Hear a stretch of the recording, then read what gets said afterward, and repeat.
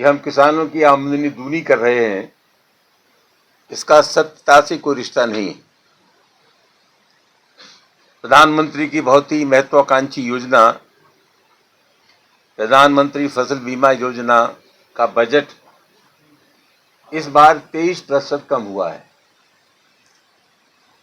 आप लोग जानते हैं कि एक दौर था जब ये किसान फसल बीमा लागू नहीं था, 2016 में लागू हुआ तो किसान की फसल बर्बाद हो जाती थी, और उस पर सरकार ने यह कहना शुरू कर दिया कि किसानों की हम फसल का बीमा कर रहे हैं, लेकिन उस मामले में सरकार गंभीर नहीं है।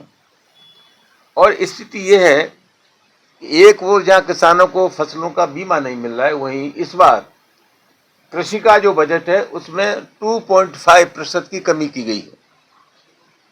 सबसे महत्वपूर्ण बात यह है कि कृषि के लिए कितना बजट आवंटित हुआ एक अलग सवाल है, उससे महत्वपूर्ण सवाल यह है कि कृषि के लिए जो है ना आवंटित हुआ था उसका कितना खर्चा हमने किया। पिछले 5 वर्षों में 2021 और 22 से लेकर के अब तक 67,000 करोड़ रुपया तो खेती बाड़ी पे खर्च ही नहीं हुआ। कुल मिलाकर के 5 वर्षों में कृषि के लिए जो धन आवंटित हुआ था उसका 67,000 करोड़ रुपया खर्च नहीं हुआ। इसका सीधा मतलब यह कि ये सरकार किसानों की समस्याओं के प्रति गंभीर नहीं है। दूसरा सबसे बड़ी बात है कि सरकार कहती है कि साहब आधुनिक खेती होनी चाहिए, वैज्ञानिक खेती होनी चाहिए। हमारे देश में 721 कृषि विज्ञान केंद्र हैं, लेकिन अफसोस की बात यह है कि कृषि के क्षेत्र में जो शोध हो रहे हैं वो शोध सिर्फ प्रयोगशालाओं तक सीमित हैं। वो शोध जमीन पर कहीं नहीं उतर रहे हैं जिससे किसान वैज्ञानिक पद्धति से अपनी खेती करना शुरू करें।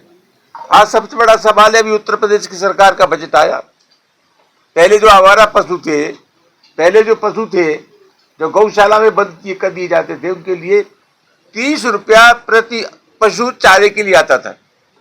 अब वो राशि बढ़ाकर कर दिए 50 रुपया। मैं पूछना चाहता हूं सरकार से, किस गलतफहमी के शिकार है? 50 रुपया प्रति पशु के हिसाब से किस पशु का पेट भरा जा सकता है? तो 2 ही बातें हैं, अगर आवारा पशु है तो किसान की फसल को बर्बाद करेंगे, अगर गौशाला में आप भेजेंगे तो चारे का भाव में मरेंगे। और सबसे महत्वपूर्ण बात यह है कि किसान की फसल जो आवारा पशुओं द्वारा बर्बाद की जाती है उसके लिए कोई मुआवजे का प्रावधान नहीं है, वो फसल बीमा योजना के तहत नहीं आता।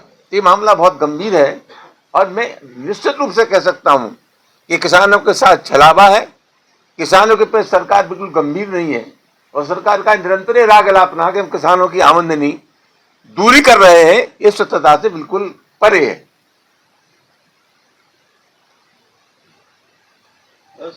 तो क्या दिक्कत है? हम चाहते हैं, सरकार अगर चाहती है तो गणना कराए।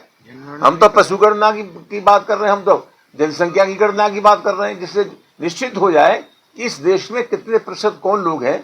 सरकार जो योजनाएं बनाती है, अगर सरकार के पास ये आंकड़े नहीं है कि किस वर्ग के कितने लोग हमारे देश में रहते हैं, तो जो कल्याणकारी योजनाएं बनती हैं उन योजनाओं का लाभ उन वर्गों तक नहीं पहुंच सकता जिनके लिए योजनाएं बनती हैं।